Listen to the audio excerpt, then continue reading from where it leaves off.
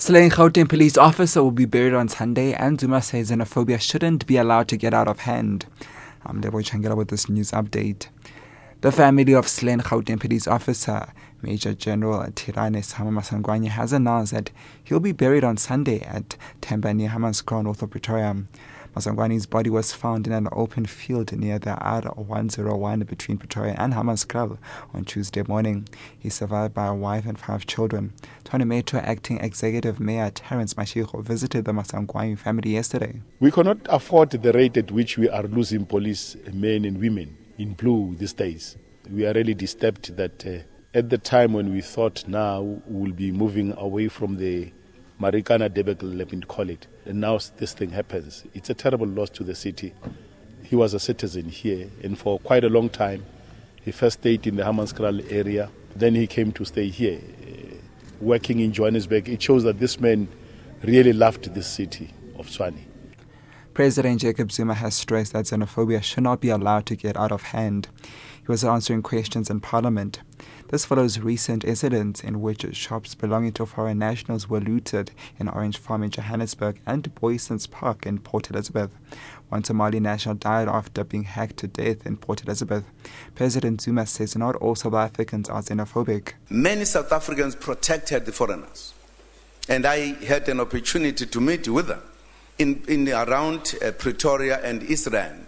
They were very clear that some of them were saying, please don't touch the foreigners. I think even with the last incident that happened in Johannesburg, it was clear division. So you can't say the xenophobia is such a huge problem in South Africa.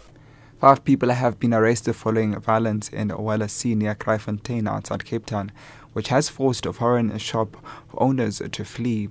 Protests started on Tuesday when vandals who severely damaged RDP houses, alleging the beneficiaries do not belong in that area. Unrest continued until early this morning, and police remain in the area on high alert. Foreign shop owners have been moving out of the area under heavy police protection as their shops were looted and burned. These Somali shop owners say they fear for their lives. Those people, they don't know nothing. They don't know the other brother. They don't give their respect. We were afraid of whatever they were doing because they came, to the shop, then they take everything. We are running with some of our things now because now to make ourselves safe, But we will be able to come back one day because we know they are, they are young people, so we don't know how long it's going to take, But now we'll just look for a safe place right now. And South Africa has more people living longer with HIV, which is attributed to the country's ARV treatment program. The National HIV Household Survey for 2012 shows about 6.4 million people in South Africa are living with HIV, or about 12.3% of the population. These figures are up from 5.6 million, or 10.3% of the population in 2008.